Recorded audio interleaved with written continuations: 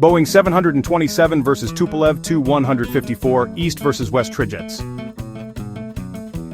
The 727, launched in 1963, carried 149 to 189 passengers with a range of 4,800 kilometers.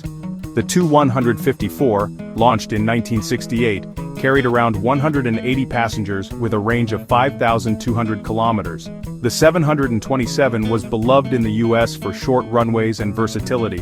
The Tu-154 was the backbone of Soviet aviation, rugged and able to operate on rough airstrips. The 727 retired earlier, but the Tu-154 flew until 2020 in some countries. Which Trijet do you think was tougher, the American 727 or the Soviet Tu-154? Don't forget to subscribe and hit the like button.